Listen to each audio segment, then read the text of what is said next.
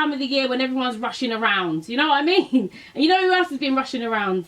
It's my first guest, and he's in the studio with me right now. And he's joining us. He's a creative entrepreneur, change maker, innovator with over 10 years experience. And he's also been a guest before, like I mentioned. His name is Bejay Mulenga, MBE. He joined me back in March this year when he launched the new Creator Fellowship, a fully paid scheme helping 16 to 23-year-olds get into journalism and media roles.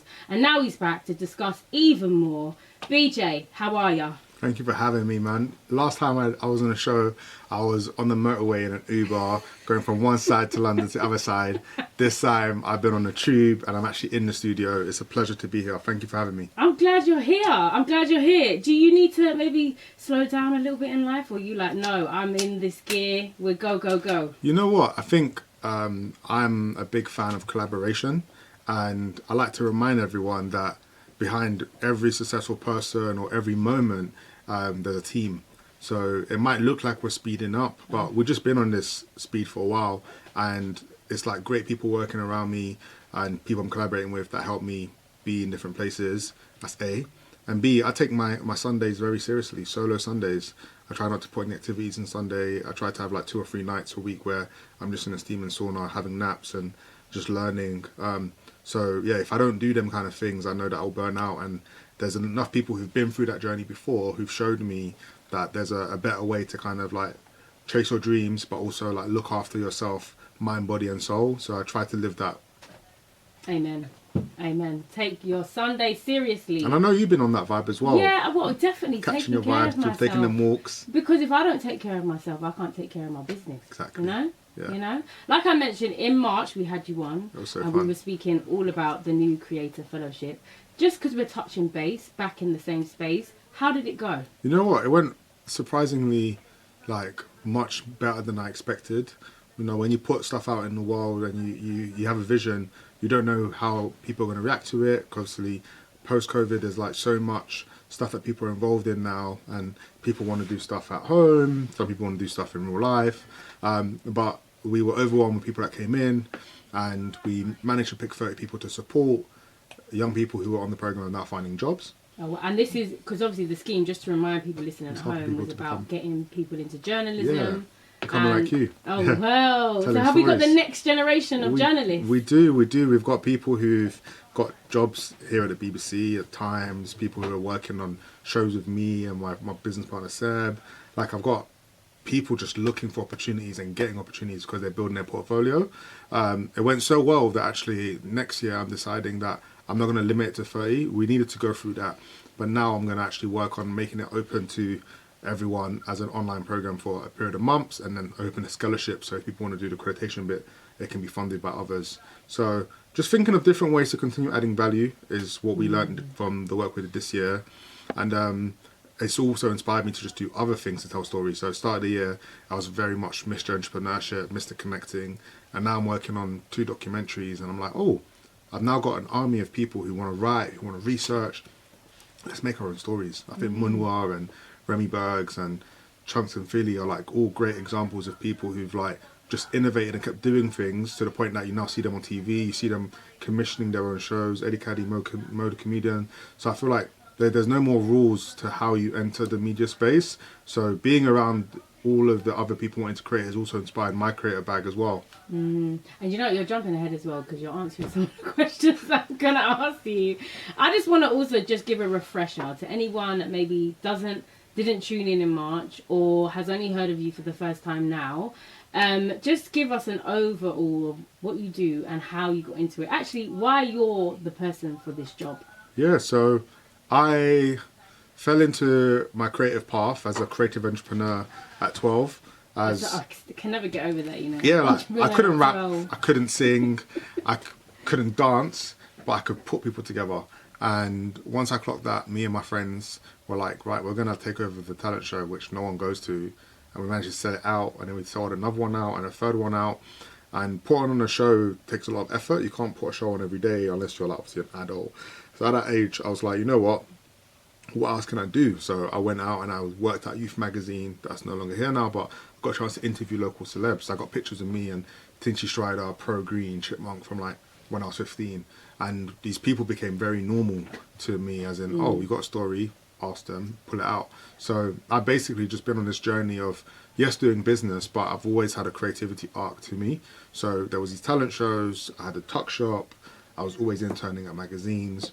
And over the last 10 years, so it's like 15 years actually, but 10 years from when I went permanent, when I finished college, I've had businesses in music. We've done shows at Jazz Cafe, we've done boat parties, Outlook Festival.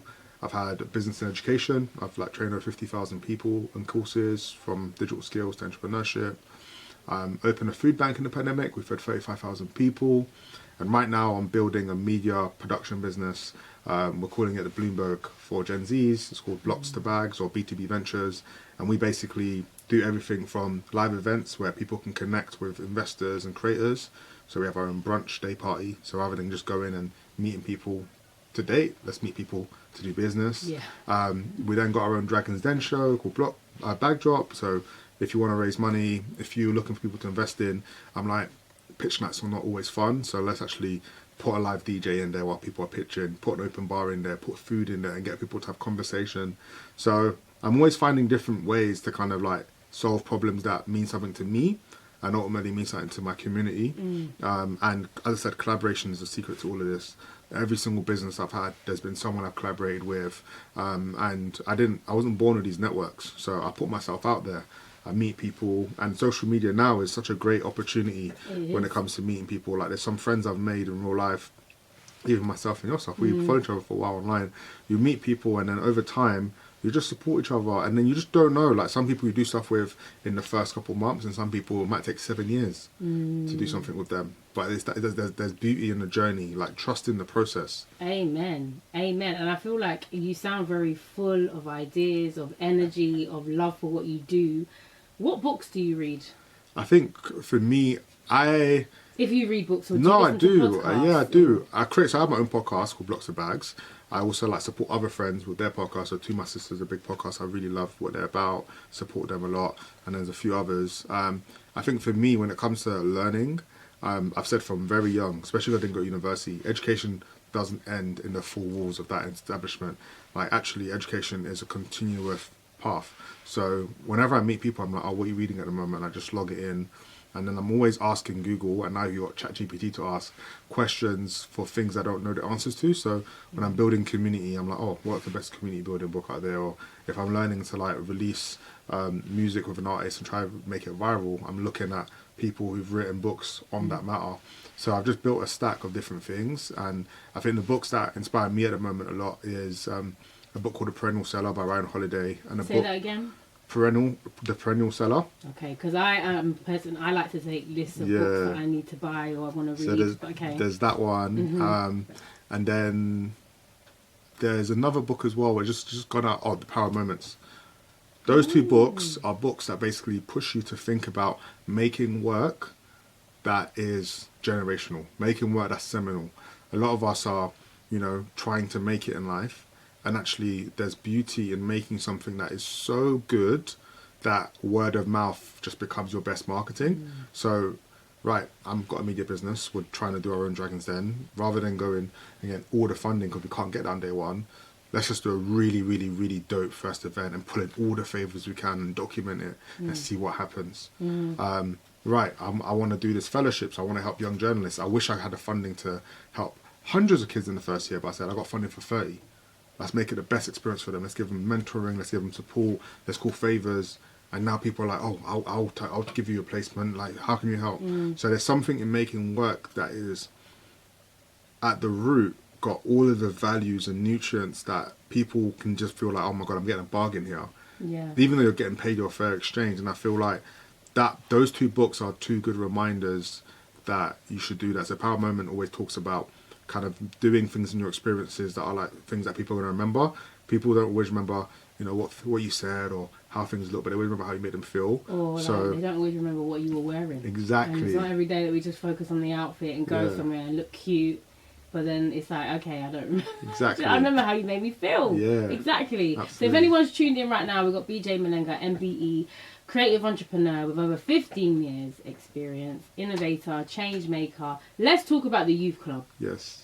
So I saw it online recently that it looked like you just opened it, but you opened it in January. Yeah, no, so it's going to fully open in Jan. Right, okay, so tell us about this. Yeah, so we've partnered with a really cool London-based funder called City Bridge Foundation. They fund a lot of local organisations to do stuff for the city. Obviously, London's where we're from. And as a lot of people know, if you're a parent or if you're an older sibling, there isn't much youth provision for kids after school at the moment. So I was like, well, look, we need to put something in because we just done the fellowship and I'm doing stuff in schools. I worked with 1,000 teenagers last year with my team and with visiting schools and people are, where can I come after school? Where can I support? And we've been given the opportunity to run a weekly service in Tower Hamlets. So we're popping up in all of these different derelict centres and creating these pop-up youth clubs. So essentially the youth club is all over the borough. And there's a microsite that's going live in a few weeks. And right now I'm just like going through the curriculum and figuring out what are we going to teach every week. Because I'm sure every kid wants to be a TikToker, but there's also people that want to be entrepreneurs. There's also people that want to do music. So I'm going to start with what we're doing really well right now, which is media. But the hope is to kind of bring in songwriting, bring in like even people doing stuff with 3D modeling, like making your own thing. I feel like it's these kind of things that shape your life. And if you think back to what I said earlier in the interview about me at 15 going in my school uniform to the youth club and not just doing the talent show but starting to work on a magazine and interviewing these stars, it kind of played a role in like this light bulb moment in my eyes around what I could do. And the idea for me now is to find a CEO to run it long term because it's bigger than me now. And I'm just looking forward to the next couple of months putting the infrastructure in place. And then obviously just having something that over the next 2 to 3 years does something for a couple of kids. If I can change one person's life, I'm a happy man. Yes, and the importance of youth clubs is just insane because I think definitely like our generation, we had that luckily enough, and maybe we even took it for granted that we just kind of thought, yeah, you know, we're kids, we want to go somewhere, we're not always going to be at home. And me, it was always the drama classes, all of that, and that's massively had an input into what I do now. I'm guessing you've done research around this. Do you know maybe why, or from what you've learned, why there's been such a lack of youth spaces? So I think a big thing is so me and my team at Blocks of Bags, we always talk about the fact that media is hard, like funding is hard. If you wait for government, you're going to be waiting for flavour of the month. And it was something that with the change of the rear guard, like up until 2010 it was Labour, a lot of the cuts started coming in from 2011, 2012. So we had austerity, we then had Brexit, we then had COVID. You know, budgets have been getting cut. If you look at the complaints about school meals, about NHS, do you think youth clubs are like more important than those two services?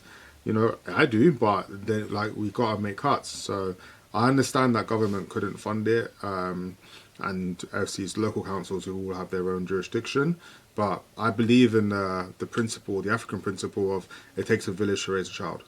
It takes a village to raise a child. So if we see a problem in society, how do we link up as a community? What can small businesses do? Can we all put together 5k? Can we all put together 1k? Can we all give 500 hours? You know, it's not just about financial resource. Do we have spare rooms and spare buildings that are not being used in the evenings? Like, what does a youth club in 2024 look like? Does it have to be one building that every kid goes to all the time, or can it be a series of places people have access to? So we have to reimagine spaces, and I think we've done some really awesome things in London to reimagine retail. So there's now pop-up shops, there's pop-up markets, there's food markets all over. What are we doing to reimagine the youth club? What are we doing to reimagine podcasting, how people do documentaries? So that's been like the nature of my career. When I did a tuck shop, it was a question I thought we needed to answer. When I'm doing a youth club, same question, you know? So that's my vibe. Yes, I love it. What does a youth club in 2024 look like? I love that. I think it could be amazing and sick. I'm guessing also in your role and in life, you probably give a lot of advice to people. And I've been asking listeners, what is a piece of advice that you've given out to other people that you know need to take on board? Because you know sometimes we could give advice and maybe we're not the best at taking our own advice. Yeah, so I'm definitely not the person who says focus on one thing, because I'm always working on so many things and I just enjoy things. But I think as you put yourself out there, there's going to be a lot of people who are going to be opportunity vampires, people that are going to give you things that look like good opportunities, but you need to have a framework in your own mind around whether it's a good opportunity or not a good opportunity. I found myself at different points in my life doing 5 things. Like, even for someone who's great at multitasking, if you're great at one thing and also exceptional at doing 2 things, by the time you do 5 things at the same time, your brain is being spread, so you're now doing average work. So I'm saying to myself, get used to the power of saying no, and actually have a framework around whether an opportunity is an opportunity you should pursue, an opportunity you can signpost to someone else, an opportunity you can just go and give some value, connect the dots and say, come back to me later. Like, not everything I need to fully be involved in. So it's been real hard because there's some really, really exciting things that I want to do that I won't talk about right now, but trust me when I say, like, the vibes don't done. There's always exciting things to do. But saying to Bej, like myself, like, hey Bejay, like, what can you say no to? Like you need time to recover. You need time to rest. And that's what I'd be saying to people. I was like, do 3 things if you can. Do 2 things, but make sure there's allocation of time for recharge. Make sure there's allocation of time for play. Make sure there's a allocation of time for learning. And make sure there's allocation of time for friendship and family. Because that kind of mix is very, very helpful for everyone. Because I'm not a big fan of hustle culture. Like, everything that's happening to me, happening to people around me that is real positive, it's come with grace. It's come with a grace of the stack of friendships you built, the stack of hours of people wanting to support and uplift you. Like, even me being here on the station is because I didn't just come on the station once. Like, I made sure to connect with you after. I connected with everyone who spoke about the stuff earlier in the year, to the point where when I'm doing the next thing, they're like, oh, what's up next? Like, can we talk? It's not, there's no big management or PR behind all of this. It's authentic relationships. And that comes from doing the things that's unscalable. And you can't do that if you're too spread thin. Yeah, you can't. And I think you mentioned it earlier, having those core values, and it always just going back to that and doesn't make sense. So sometimes your no is a not right now. You know what I mean? Exactly. Yeah. We're going to have to wrap up because I need to play a track before the news. What But are you really playing? What are you quickly, playing? we're What are going you to play playing? Break My Soul, Come on. Beyonce. I'm feeling that vibe now. You've Vibe. just given some great advice that I think everyone can take on board. So we've got to just, rejoice that afterwards. But before that, where do we go to find you, follow you? I feel like you need to list the many hats that you have. Yeah, I have different hats. So if you are a founder or an investor and you're looking to, like, get support, whether it be raise money or find people doing interesting things, just search Bag Drop on YouTube, and Bag Drop, which is connected to Blocks to Bags, so Blocks to Bags, and you'll find my face there, and you'll find my team. We've got hella events next year around the world, especially in London. We're going to be doing loads more venues. If you're a parent, older sibling, or a young person that wants to tap into the youth club, type in The Student View. That's a charity that's running the youth club and the youth services. We do stuff in schools and out of schools, so it doesn't have to just be in the neighbourhood. We can come to your school as well if you request. And then if you're looking to just support me on my journey and, like, just give me flowers or let me know what you want to see from me next, if you just look at the title of the show, just type my name, Bejay Mulenga. I'm the first thing you see online, so that's me. But I wish everyone a happy Christmas and happy New Year, and let's get it. Yes. Well, thank you so much. And I'm going to be giving you your flowers. You're doing an amazing job. And I can't wait to see how all of this progresses. Thank you.